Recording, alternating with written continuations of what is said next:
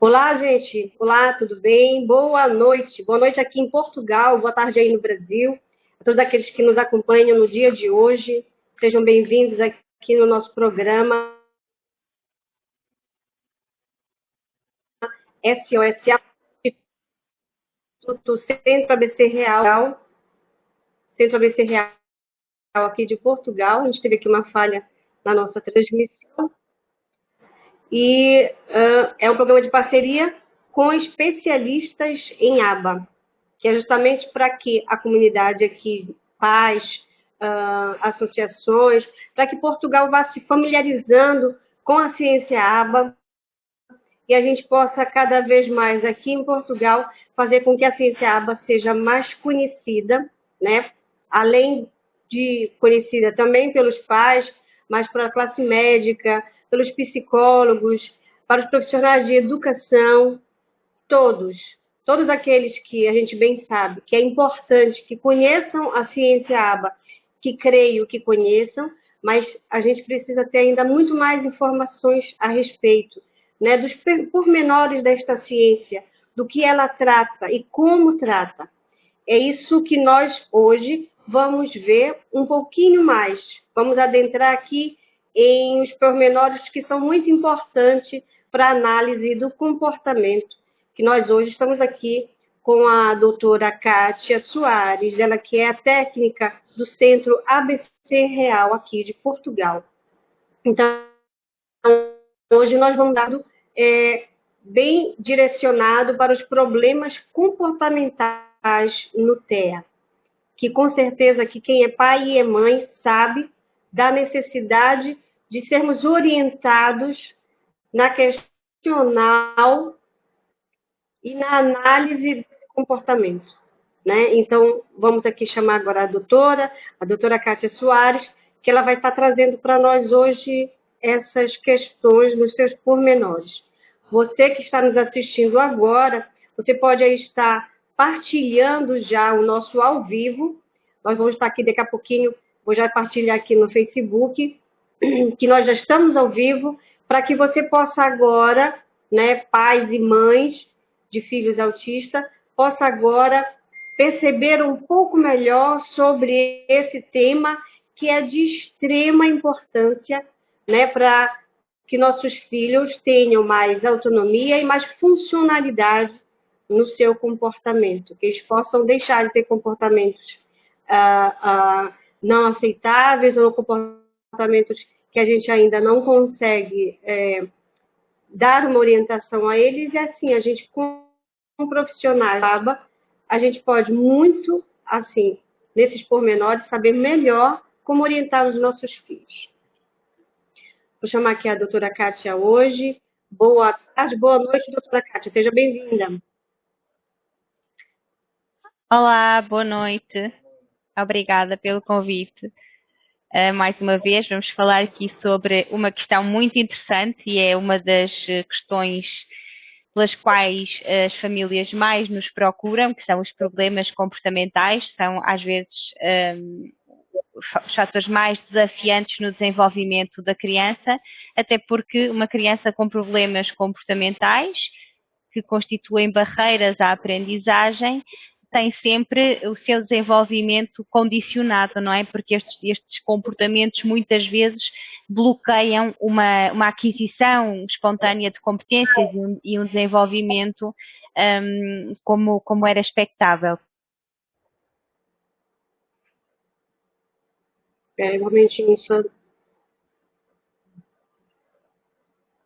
isso. E a gente hoje vai tratar, doutora, um pouquinho mais sobre isso, porque há questões aqui que são importantes a gente ressaltar, que são os pormenores, que não são pormenores, mas que podem aí comprometer toda uma vida adulta, né, de uma criança que não é bem orientada nesse sentido. Então, a gente vai agora falar justamente sobre a questão dessa funcionalidade, não é, doutora? Vamos agora fazer com que nós, pais e filhos autistas, possamos perceber qual é a função dos problemas comportamentais no TEA. Como perceber essa função para que, e aí, como a doutora, como analista do comportamento, vai poder nos orientar nessa análise comportamental. Como é que é feito dentro da ciência ABA, doutora? Exatamente. Então, para nós conseguirmos trabalhar para a redução de qualquer problema comportamental, e quando nós falamos em problema comportamental, são comportamentos que impedem a inclusão social, que impedem a aquisição de competências, que impedem desenvolvimento. Uma das principais chaves é precisamente descobrir qual é a função desse comportamento. Por que é que esse comportamento está a acontecer? O que é que o despoleta? Nós podemos pensar de uma maneira muito global em duas principais funções. Geralmente, um comportamento tem o objetivo de ou aceder a algo ou evitar alguma coisa que não é agradável. Quando falamos em acesso, pode ser acesso, seja o que for, seja atenção, seja algo mais tangível, um objeto, um brinquedo preferido, pode ser algo alimentar, pode ser água, pode ser, seja o que for, mas aqui temos uma vertente que é, há um determinado comportamento que tem este objetivo de aceder a alguma coisa. Por outro lado, a função pode ser também evitar algo que não é agradável para a criança. Pronto, isto de uma maneira muito geral, porque esta é uma área muito complexa, é muito abrangente, mas vou tentar aqui simplificar e esquematizar para que seja acessível para quem nos está a ouvir também, e não ficar tão extenso, tão pesado tecnicamente. Então, depois de nós descobrirmos... Doutora Kátia, volte um pouquinho do que a senhora começou a falar sobre a questão da funcionalidade, porque nós tivemos agora uma falha aqui na internet. Ok, então estava eu a explicar que para trabalharmos para a redução de qualquer problema comportamental, temos que encontrar a função desse mesmo comportamento. O que é que o despoleta, o que é que o origina, qual é o objetivo daquele comportamento. Podemos pensar de uma forma muito geral em duas funções principais. Uma delas pode ser aceder a alguma coisa que é desejada e a outra ser evitar alguma coisa que não é agradável para o indivíduo. Depois de nós descobrirmos esta função, é que nós podemos pôr em prática qualquer tipo de plano de intervenção. Mas como é que nós descobrimos então qual é a função? A ABA pressupõe muita recolha de registros, como nós já falamos aqui noutros programas. Uma das modalidades de registro que nós usamos com mais frequência são registros narrativos, onde quem observa o comportamento faz o relato do antecedente, a descrição do comportamento e qual é que foi a consequência dada àquele comportamento. Este quadro vai nos dar informação para nós depois elaborarmos o plano de comportamento. Por exemplo, se verificarmos que um comportamento negativo acontece sempre ou quase sempre depois de a criança receber uma instrução para fazer uma tarefa, está aqui um indicador de que este comportamento pode ter a função de evitar aquela tarefa. Por outro lado, temos que analisar também as consequências. Se o antecedente for receber uma instrução para fazer uma tarefa, o comportamento é, por exemplo, uma birra. E, como consequência, a criança acaba por não fazer aquela tarefa que lhe foi pedida, então a criança aprendeu que, se não quiser fazer aquilo que lhe foi pedido, basta usar aquele comportamento, porque tem sempre o mesmo resultado. A consequência, quando nós dizemos consequência, em português tem uma conotação negativa, parece que uma consequência é algo é uma penalização ou é alguma coisa que não é agradável. Não. Na análise do comportamento, quando nós falamos em consequências, estamos simplesmente a referir-nos àquilo que acontece depois do comportamento. Pode ser uma consequência agradável ou desagradável, mas é simplesmente o que acontece depois do comportamento. E a consequência é sempre o que mantém o comportamento. Se nós damos sempre o mesmo resultado, sempre a mesma consequência, muito provavelmente aquele comportamento vai continuar a reproduzir-se. Um exemplo concreto. Chega ao final do dia, os pais pedem ao seu filho para fazer os trabalhos de casa. Vamos imaginar que apresenta um comportamento de agressividade e os pais acabam por não conseguir que ele faça os trabalhos de casa. Se for sempre esta a consequência, que é não ter que fazer aquilo que lhe foi pedido, muito provavelmente, todos os dias, na hora de fazer os trabalhos de casa, vai recorrer a este comportamento porque teve o resultado que ele idealizou, que ele está à procura. Pronto. Quando nós temos todas estas informações, recolhemos os dados sobre os antecedentes, os comportamentos e as consequências, nós vamos elaborar aquilo que chamamos de um plano de intervenção para a redução de um determinado comportamento.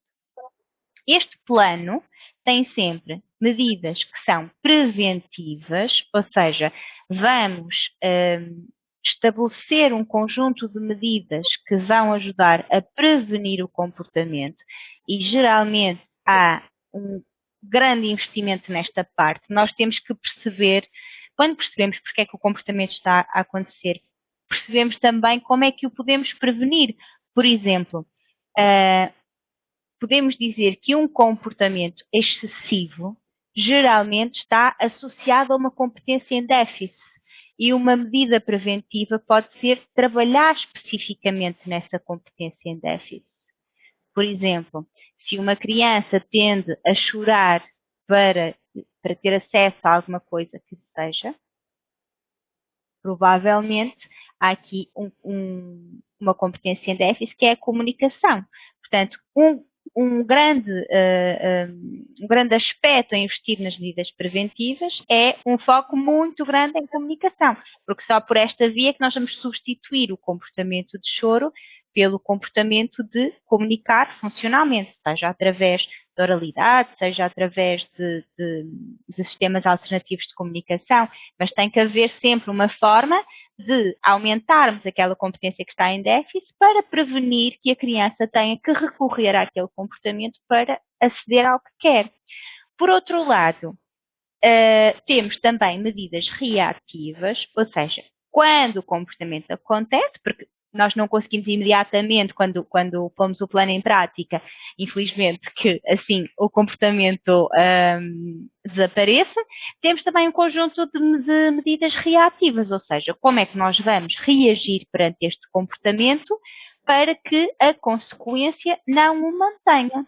Vamos pegar outra vez neste exemplo de uma criança que chora para pedir alguma coisa. Nas medidas reativas tem que estar, por exemplo, bem claro que não pode ser dado acesso a itens desejados após o choro. Nós não queremos que o choro seja emparelhado com esta consequência.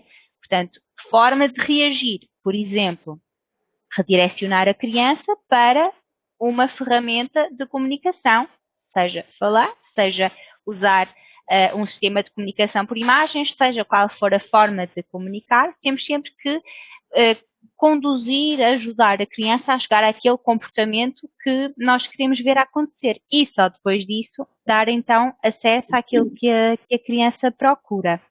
Doutora, deixa eu lhe perguntar aqui assim também uma coisa, para que todos os pais que estão aí nos assistindo agora, né, acabei de compartilhar também nos grupos de autismo aqui de Portugal e do Brasil. Uma coisa assim, como é que pai e mãe... Deixa de ouvir. Deixou de ouvir? Sim, não ouvi uma parte do que disse. Ah, tá. Como é que nós pais e mães, assim, as nossas reações, as reações dos pais, elas influenciam diretamente também da forma como a gente está recebendo aquele comportamento da criança, né? Nós pais reagimos de uma maneira. E a maioria Uhum. das vezes, o pai ou a mãe que não está Chegou por outra vez. familiarizado, não está. Estava a dizer, a maioria das vezes. A maioria das vezes, nós pais e mães, né, os pais e as mães não conseguem dar uma resposta funcional para aquele comportamento que foi errado, né? A maioria das Uhum. vezes, a gente sabe bem que tem toda uma ação provoca uma reação. E às vezes nós pais ficamos nervosos, ficamos sem saber o que fazer. Ainda está com problema no áudio? Eu ouvi, às vezes corta parte Está das suas cortando, frases. né? Estava a dizer que cada ação tem uma reação. Isso. E nós pais passamos por isso, não é? E muitas vezes a nossa reação não é a melhor para que aquela criança possa ter um comportamento diferente, não é? E às vezes Uhum. a nossa reação é gritar, falar alto, ou como acontece com outro, de uma reação às vezes adversa, uma palmada, ou o pai manda dar um castigo para aquela criança, ou coloca de costa para a parede, ou, Uhum. simplesmente muitas vezes no, na quintura do momento, a gente comete muitas vezes essas reações. Como é que uma criança autista recebe esse tipo de reação de um pai? Que, como a doutora está falando aqui, de uma forma muito, claro, sistemática, analisada. Mas a maioria Uhum. das vezes, nós pais não analisamos nada, não sabemos nem como perceber essa funcionalidade daquela birra, daquele comportamento difícil. Como é que um pai e uma mãe pode se colocar diante do exemplo que a senhora deu aqui agora, a questão de um dever de casa que a criança não quer fazer? Uhum. Como é que a gente deve... A senhora até falou alguma coisa assim, mas eu queria mais assim, na prática, como é que a gente deve fazer? Castigo, ou então a gente prometer que não vai, olha, não vou te dar isso ou aquilo. Deixa de ouvir. Deixou de ouvir? Prometer que não vai. Prometer que eu não vou dar alguma coisa, ou prometer algo se fizer aquilo. Uhum. Como é que a doutora Kátia vê esse tipo de comportamento dos pais em relação a uma criança autista e o que compromete? Uhum. É assim, os pais precisam sempre de orientação de profissionais. É natural que os pais não tenham esta capacidade de análise e que não consigam elaborar um plano de comportamento sozinhos. Esse é o primeiro passo. Recomendo sempre a todos os pais que procurem algum acompanhamento e orientação. Outras estratégias que eu posso dar é, por exemplo, pensando aqui que se a consequência mantém o comportamento, os pais podem refletir sobre, por exemplo, sempre que ele sobe os sofás, eu vou lá e ralho com ele. Ralho com ele, explico que não se faz, faço uma cara zangada e ponho de castigo. E fico a ralhar com ele e a explicar que não se faz. Vamos supor que esta criança tem pouca linguagem receptiva, ou seja, não tem ainda um grande nível de compreensão sequer para compreender este encadeamento de frases. Para esta criança, o que pode estar a acontecer, por exemplo, é que sempre que ela sobe para o sofá, ela tem a atenção dos pais. Não entende muito bem se é uma atenção positiva ou negativa, mas ela aprendeu que aquele comportamento faz sempre com que os pais vão lá dar-lhe atenção. Pronto, então o que é que os pais podem fazer? Refletir sobre se estão sempre a reagir da mesma forma perante um comportamento. Se sim, então pensar em novas formas de reagir e ir alterando a forma de reagir. Percebendo que, ok, eu já ralhei com ele hoje, amanhã, na semana seguinte, o comportamento é igual, vou experimentar outra coisa. Vou experimentar ignorar, por exemplo. Não vou dar atenção nenhuma ao que ele está a fazer. E ver se, ir experimentando e ver se estas consequências mudam o comportamento. Por exemplo, se a função deste comportamento de subir o sofá for para buscar atenção e os pais ignorarem, o comportamento vai extinguir-se, porque ele não está a ser reforçado. Ele não tem aquela utilidade que a criança está à procura. Portanto, mudar a consequência é sempre uma boa ideia. Em relação a este exemplo concreto que eu dei, por exemplo, chegar a casa e fazer os trabalhos de casa. O reforço positivo é sempre o que resulta melhor, o que ajuda mais. É muito mais difícil aprender através do castigo. Está comprovado que uma penalização é muito menos eficaz do que dar um prémio, do que dar algo que é positivo. Portanto, ir sempre pelo reforço positivo. Terem atenção se, por exemplo, a criança tem os pré-requisitos que são necessários para fazer toda aquela tarefa. Vamos imaginar que os trabalhos de casa demoram 1 hora a fazer.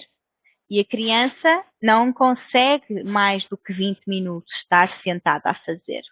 Então vamos partir este grande objetivo em algo mais pequeno. Negociar com a criança, por exemplo, fazes 10 minutos sozinho e eu ajudo-te no resto, por exemplo. Reduzir a dificuldade até ao nível que a criança consegue acompanhar. Né? Se nós não conseguimos correr 10 minutos, não vamos correr uma maratona. Nós nem sequer vamos tentar fazê-lo, porque sabemos que não conseguimos. Então, muitas vezes, esta resistência também pode estar associada a estarmos a pedir à criança algo que ainda está muito longe do que aquilo que ela consegue fazer naquele momento. Portanto, ajustar os níveis de dificuldade das tarefas também é uma estratégia que pode ajudar. Quando falamos em reforço positivo, é importante, e para isto também é necessária a ajuda de um profissional, mas só para explicar um bocadinho como é que o reforço deve ser utilizado. Doutora Kátia, antes de dar essa continuidade sobre o reforço, eu queria lhe perguntar quando o ambiente daquela criança reforça um comportamento não adequado. Por exemplo, quando o ambiente é um ambiente fechado, a criança não está em casa, está num outro lugar, o ambiente é fechado, tem pessoas nesse ambiente, pode ser igreja, pode ser um restaurante, pode ser um lugar onde tem mais pessoas e ali a atenção da criança é mais dispersa, ou acontece que tem alguma sensibilidade sensorial que a criança ali, naquele momento, pode desencadear uma crise.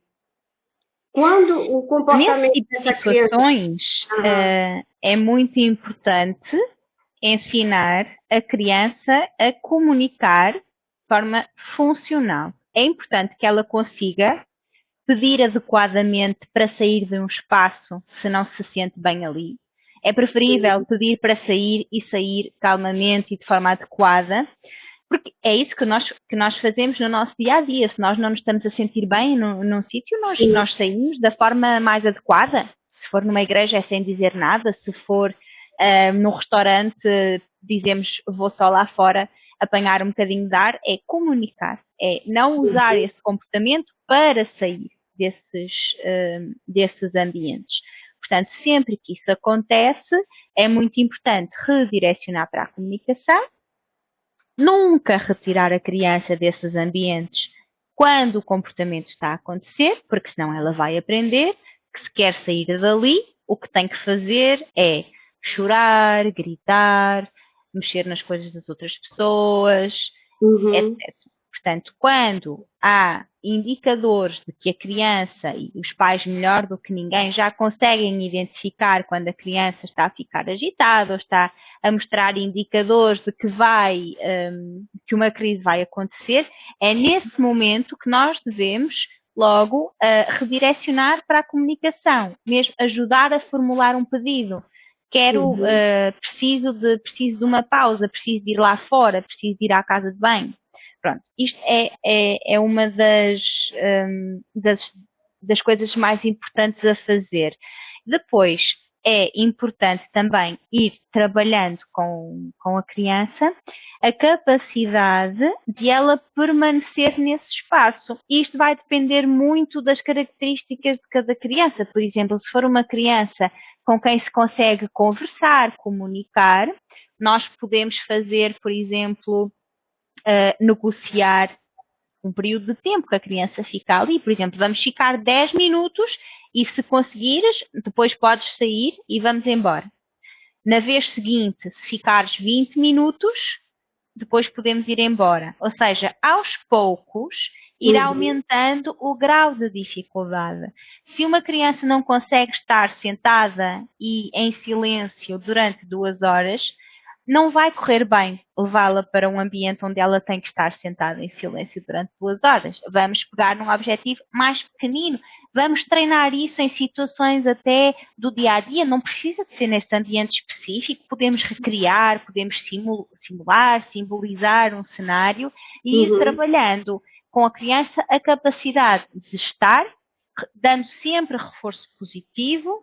Aos poucos, ela vai desenvolvendo a capacidade de estar num determinado espaço, de esperar, se não estiver a participar naquilo que está a acontecer, dar-lhe opções do que é que ela pode fazer naquele espaço também que seja do interesse dela.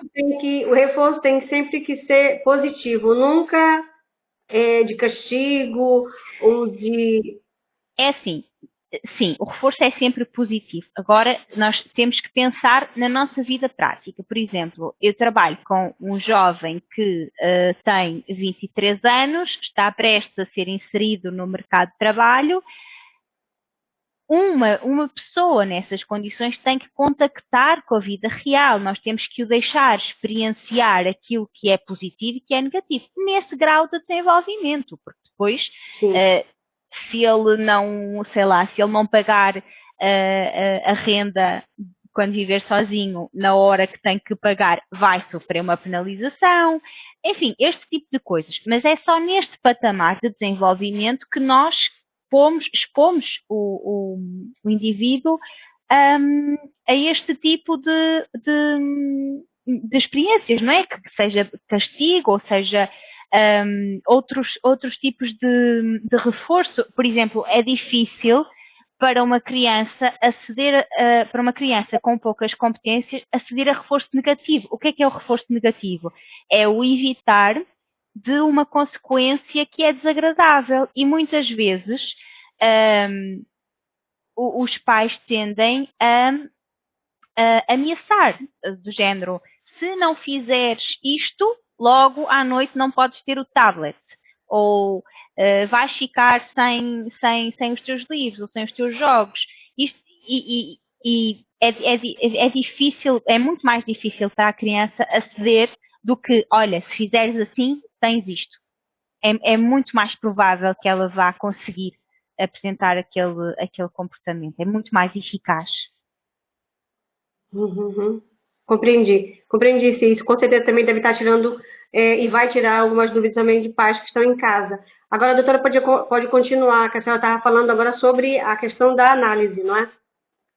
Sim, estava a falar então que estava só aqui a concluir a questão do plano de comportamento.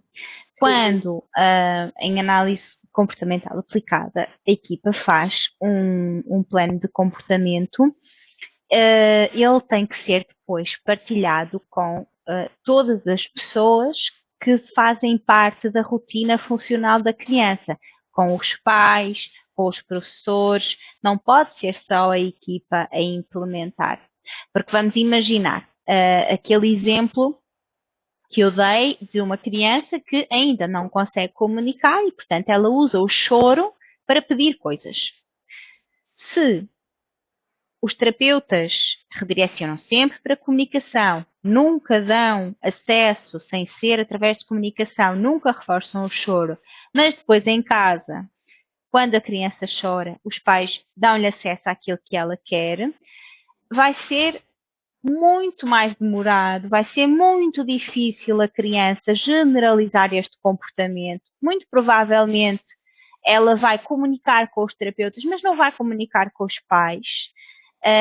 E é um processo até mais penoso, eu diria, para o desenvolvimento da criança, porque o comportamento demora muito tempo até ser reduzido e pode acontecer dele não ser generalizado, ou seja, continua a ser apresentado com os pais e com aquelas figuras que geralmente são os terapeutas, fazem outro tipo de exigência, já não acontece esse comportamento.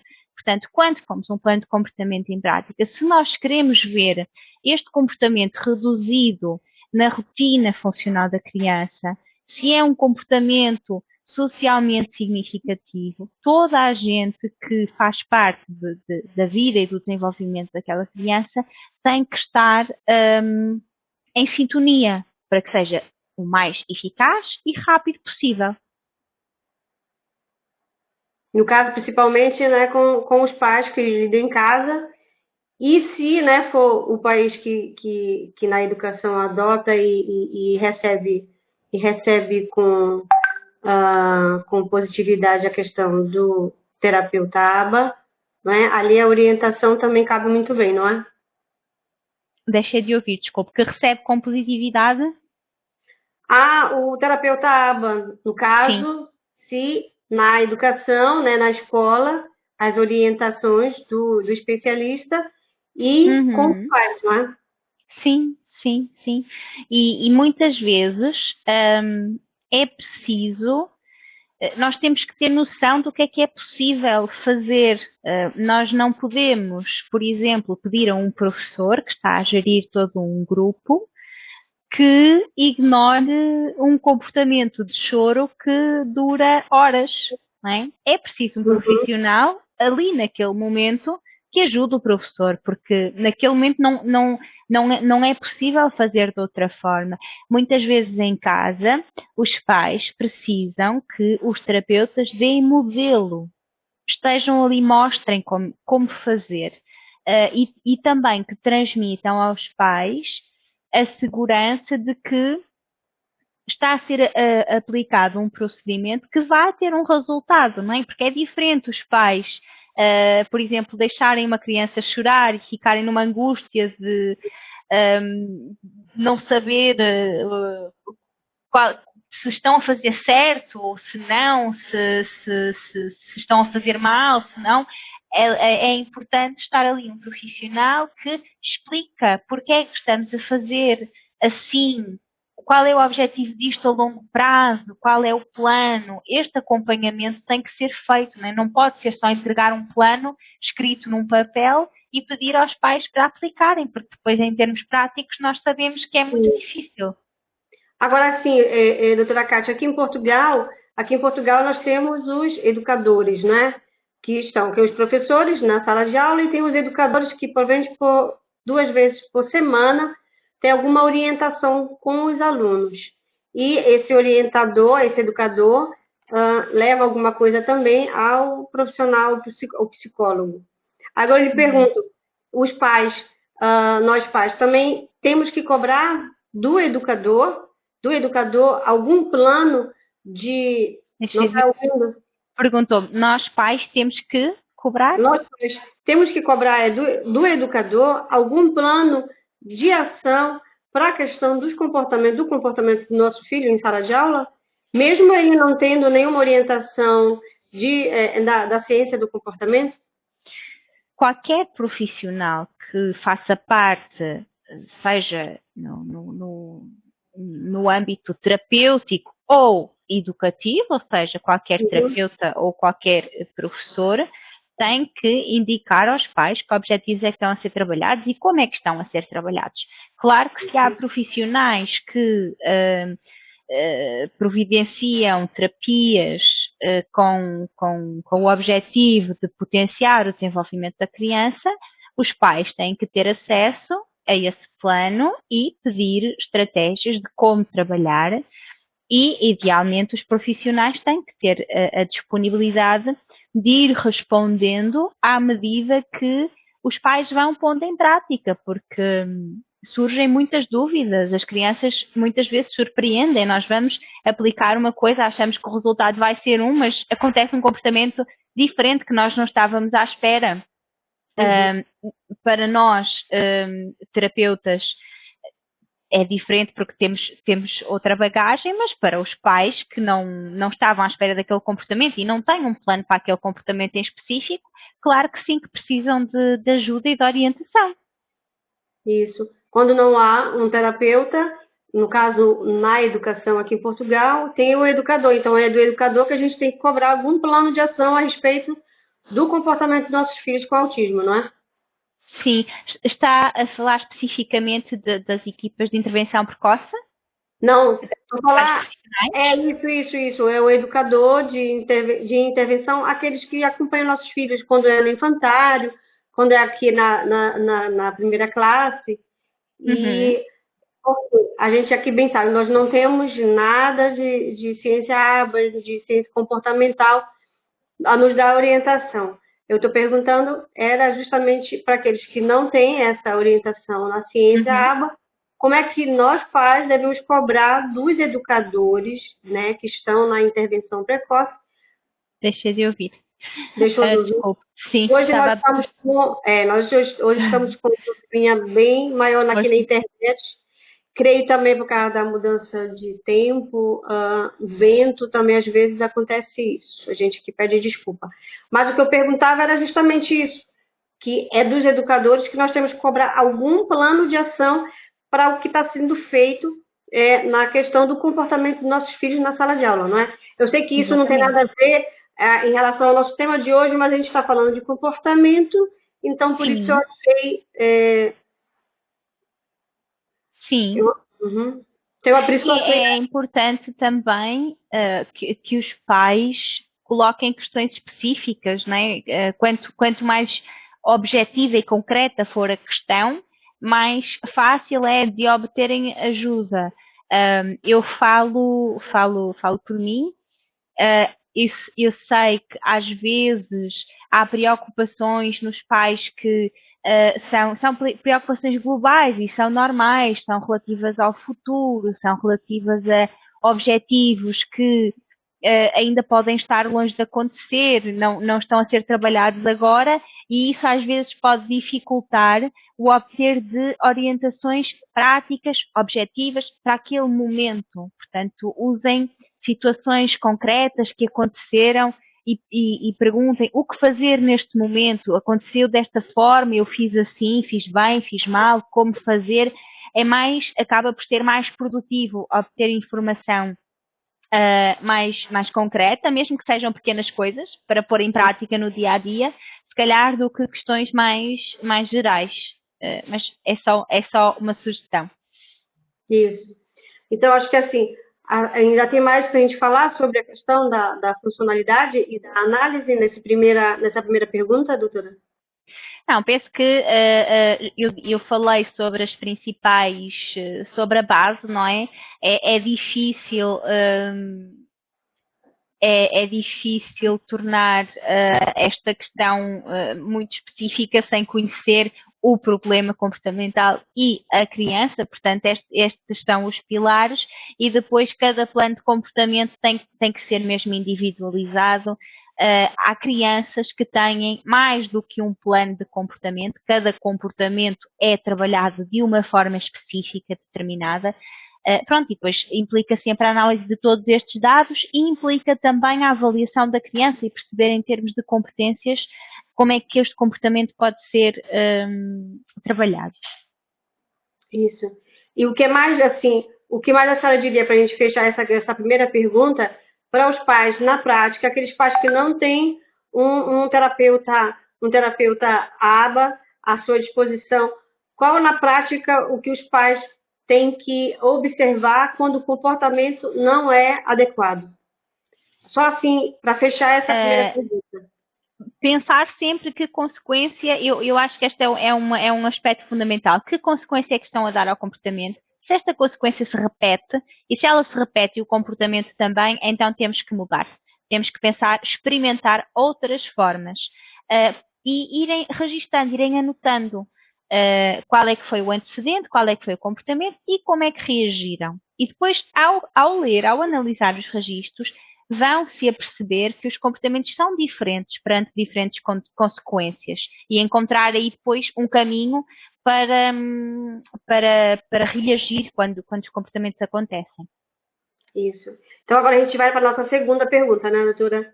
A gente, aliás, para a nossa segunda... Essas perguntas que a gente está colocando aqui hoje foram justamente perguntas que pais fizeram no Instagram do Centro ABC Real, não foi, doutora? Desta semana que passou, não foi?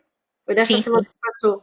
Então, foram questões que a gente aqui simplificou, a doutora simplificou em duas, e foram mais de duas, né? E foi simplificada para que a gente atingisse aqui um objetivo de clarear um pouco essa questão. E a gente vai agora justamente para...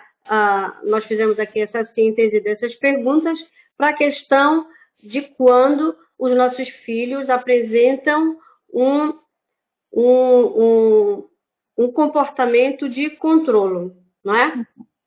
Sim, sim. Agora, doutora, pensar um pouquinho nisso, como é que a gente percebe, como é que nós pais, sem ter nenhuma orientação a nível de ciência ABA, como é que a gente pode perceber quando o filho está controlando uma situação com um comportamento? Então, primeiro, só para esclarecer aqui um bocadinho ao que é que nos referimos quando falamos sobre comportamentos de controlo, são comportamentos que a criança apresenta portanto, mesmo para controlar as situações e apresenta comportamentos negativos quando as coisas não correm como ela idealizou ou como estavam planeadas. Ou quando há comportamentos de rigidez, de inflexibilidade, as coisas têm que estar ou numa determinada ordem, de uma determinada forma, numa determinada hora, e quando não acontece assim, há comportamentos disruptivos, crises, birras, muitos comportamentos negativos associados. Em primeiro lugar, é importante perceber que os comportamentos de controle geralmente acontecem porque eles transmitem à criança segurança e previsibilidade, ou seja, prever que as coisas vão acontecer de uma determinada forma contribui para o seu sentimento de conforto e de segurança. E é por isso que eles se vão depois multiplicando se não forem trabalhados desde cedo. Muitas vezes os pais têm dificuldade, sobretudo quando as crianças são muito pequeninas, têm dificuldade em perceber que estes comportamentos são de controle. Porque, aparentemente, eles parecem simplesmente uma mania, quer as coisas assim, ou, por exemplo, na hora do jantar, o pai tem que se sentar numa cadeira, a mãe na outra, e ele senta-se sempre na mesma. As portas têm que estar sempre ou fechadas ou abertas. Isto parece não ter muita importância em casa, porque também para os pais não faz muita diferença em que cadeira é que se sentam para jantar, ou se a porta está fechada ou aberta, a não ser que seja a porta da rua, claro. Mas há vários comportamentos que são muito sutis e que os pais não se apercebem que eles são comportamentos de controle. Eu vou dar aqui um exemplo de um menino que nós acompanhamos desde ele ser pequeno, já não era bem pequenino, penso que tinha uns 7, 8 anos quando começamos a intervenção com ele. Hoje em dia é um jovem adulto e ele, desde pequeno, que não conseguia tolerar que fechos das calças, fechos de bolsas, de mochilas, estivessem semi-abertos. O fecho tinha que estar sempre ou completamente aberto ou completamente fechado.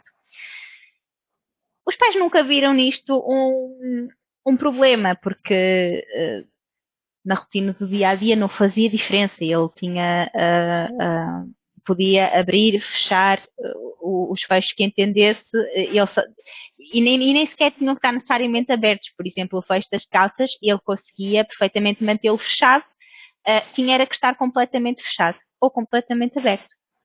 Mais tarde, à medida que ele foi crescendo e que se tornou autónomo, desenvolveu imensas competências, fez um percurso escolar regular, conseguia deslocar-se, por exemplo, sozinho de transportes. Portanto, foi um jovem que alcançou um nível de funcionalidade muito grande. Mas tinha estes comportamentos. Então, o que é que aconteceu? Um dia ia no autocarro e uma senhora tinha a bolsa semi-aberta. E ele foi lá fechar. E foi muito complicado, porque aquilo que a senhora viu foi um jovem que ela não conhecia a mexer na carteira dela. Foi interpretado como se ele quisesse roubar-lhe a carteira ou fazer-lhe mal. Foi uma grande confusão. Envolveu muitas situações desagradáveis e podia ter tido consequências graves mesmo, porque ele podia ter sido acusado de tentar roubar a senhora, enfim, este tipo de coisas. Portanto, nós temos sempre que tentar contornar estes comportamentos. Quando é um comportamento de rigidez, quando a criança dá indicações de que tem que ser desta forma, não tolero que seja diferente, isto é preocupante, porque esta inflexibilidade depois vai se refletir em situações da vida prática que nós nem sequer imaginamos, porque naquele momento parece algo que não tem relevância nenhuma. É difícil contornar este tipo de comportamentos, contrariar. Era isto que eu queria dizer, não era contornar. Contornar é aquilo que nós fazemos, que é aceitar, ir organizando as coisas para que fique sempre tudo da forma que a criança está mais confortável. Nós temos é que contrariar. É óbvio que nós não podemos contrariar de forma intrusiva, não é dizendo que não é obrigatório que seja assim, ou fazer um braço de ferro com a criança. Vamos pegar um bocadinho naquilo que eu falava sobre trabalhar para que a criança aguentasse mais tempo dentro de um espaço. Nós podemos fazer o mesmo para aumentar a tolerância a uma mudança. Dependendo da capacidade da criança tolerar ou não, por exemplo, podemos avaliar isso pela intensidade do comportamento. Não é? Se for um comportamento altamente intenso, com, sei lá, por exemplo, autoagressão, ou choro, ou algo mesmo descontrolado, nós temos que pegar num objetivo muito pequenino. Vamos pegar neste exemplo do fecho. O que é que os pais poderiam fazer? Abrir ou deixar o fecho semi-aberto durante 1 segundo. Conseguiu tolerar? Ok, agora podes pôr o fecho como quiseres. Passado uns dias, aumentar para 5 segundos, 1 minuto, aos pouquinhos, aumentar a tolerância. Definir sempre exigências e objetivos que são realistas para a criança, mas ter em mente que é muito importante, desde cedo, contrariar este tipo de comportamentos. Quanto mais tarde nós formos trabalhá-los, mais difícil será, porque há um histórico muito grande ao longo dos anos das coisas serem sempre de uma determinada forma e não foram desenvolvidos mecanismos de gestão da frustração e de tolerância que são muito mais fáceis de serem adquiridos em idade precoce.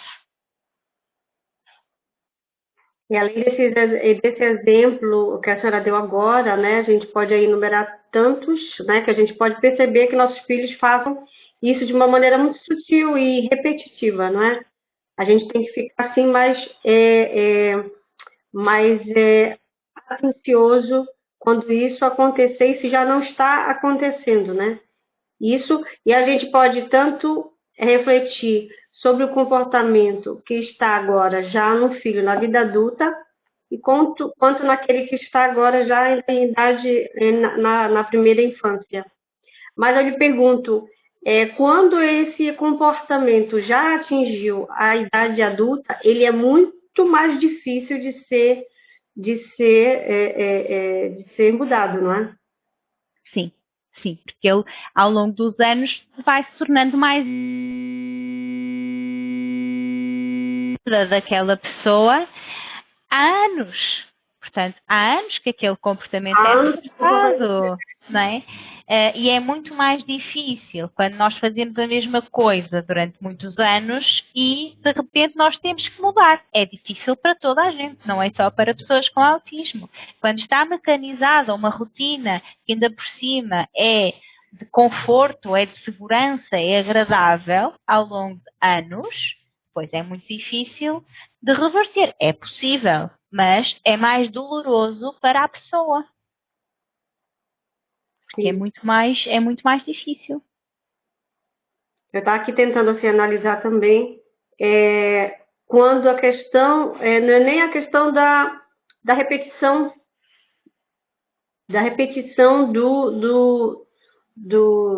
desse momento, mas é quando, isso acontece muitas vezes quando o nosso filho, ele é tirado um pouco daquele dia. Estava a falar a repetição? Isso eu ia perguntar justamente assim, quando não é a questão da repetição, mas quando é mudada eu não sei se isso entra agora nessa questão, né? Mas quando é mudada a rotina da criança que está todos os dias daquela mesma forma, quando é mudada essa rotina da criança e por causa disso vem algum comportamento repetitivo, né? Alguma, ou ele está, a gente pode encarar isso também como que ele pode vir a estar se regulando por causa de um comportamento. Não estou falando essa questão das estereotipias, né? Não estou falando da questão da estereotipia, mas um comportamento desse também não pode ser alguma fuga? Um comportamento repetitivo, mas como assim? Como repetição em que sentido? Sem ser estereotipia, né? Esse tipo de comportamento também não pode sempre ser da mesma coisa? Sim, ou falar sempre da mesma coisa, ou a criança gostar de fazer sempre aquela mesma coisa, porque a gente, assim, dá para a gente refletir em muitas áreas, não é? Não só como um ato em si, mas de como a criança se comporta, não é? Ela pode refletir isso também. Uma vez ela sendo um pouco tirada daquele ambiente que é aquele sempre a mesma coisa, e ela pode também responder de uma forma até involuntária, claro que ela não está percebendo o que ela está respondendo, e a criança adquirir algum desse que a gente quase que diz que é um toque, né? Quase um toque, não é? Sim, mas aí já não são comportamentos de controle, são comportamentos podem ser comportamentos de autorregulação, sim. Ou seja, pode ser uma consequência de contrariar o comportamento de controle. Ou seja, não quebrar a rotina, não permitir que as coisas sejam daquela forma que a criança idealizou e retirar-lhe aqui a previsibilidade, pode acontecer que ela vá recorrer a outros comportamentos que são agradáveis para ela. Por exemplo, brincar sempre com o mesmo brinquedo da mesma forma. Aquilo pode ajudá-la a regular-se ou seja, a gerir o facto de ter acontecido algo que a deixou mais ansiosa e vai buscar compensar por outro lado, vai buscar algo que é agradável. Mas nesse caso, só é um comportamento de controlo quando a criança não permite que seja de outra forma. Ah, Por exemplo, vamos imaginar que a criança gosta de, sei lá, brincar com blocos e constrói sempre a mesma torre da mesma forma. Isto é um comportamento repetitivo e pode ter o objetivo de autorregulação. Seria um comportamento de controlo se eu chegasse ao pé da criança e da torre e pusesse eu um bloco diferente. E a criança não permitisse que a torre fosse construída de forma diferente daquela que ela idealizou. Isto é um comportamento de controle, porque ela quer controlar aquela situação, a forma como fez aquela construção. Não permite qualquer intervenção de alguém de fora. Por exemplo, é altamente frustrante quando a torre cai ou quando não consegue empilhar como imaginou, porque não está a conseguir controlar a situação. Aí muitas vezes, às vezes, eles geram um pouco de ansiedade e um pouco de agressividade enquanto os brinquedos, né? Os jogam ou não... Sim, quando não corre da forma que eles esperavam ou que eles idealizaram, pode gerar muita frustração, sobretudo se a criança tiver este tipo de comportamentos e não conseguir gerir quando o resultado é diferente. Portanto, para muitas crianças é muito difícil aprender a perder num jogo ou a ficar em último lugar.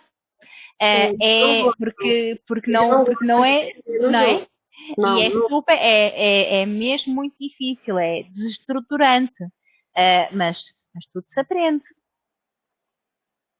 É só a gente explicando, né? Ainda mais nos jogos, assim, às vezes em família, eles não conseguem, eles não querem. A criança tem que ser exposta, sempre. Nós não devemos evitar expor a criança só porque sabemos que a vai incomodar e que ela não gostaria que fosse assim.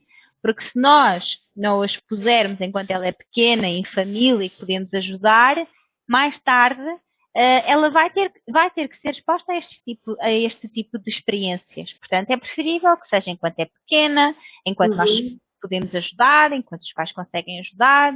É preferível ser neste momento. Não é fácil, claro que não é fácil, mas é muito importante. Isso, então acho que hoje foi bem produtivo e foi bem informativo essa questão que a gente tratou aqui sobre os problemas comportamentais no TEA, né, na edição de hoje do programa SOS Autismo.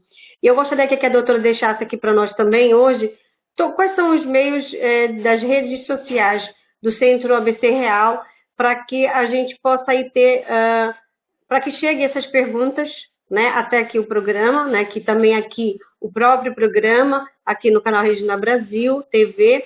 Você pode também colocar as questões aqui nas perguntas, nos comentários aqui no canal do YouTube, no próprio programa de hoje ou nos outros programas. Mas a gente tem também as redes sociais do Centro ABC Real, por onde que nós podemos também ir, e também nós temos o e-mail, né, doutora?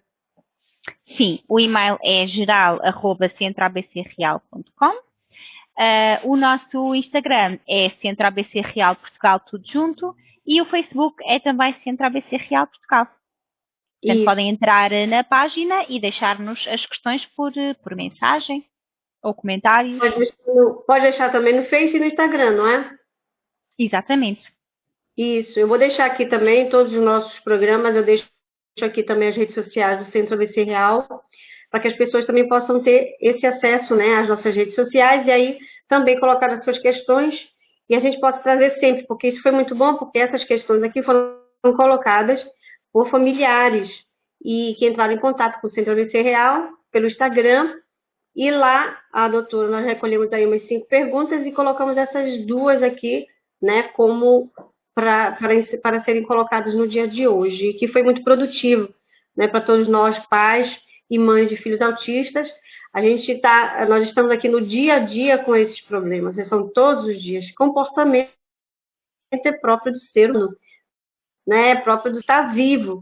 Todo ser humano se comporta.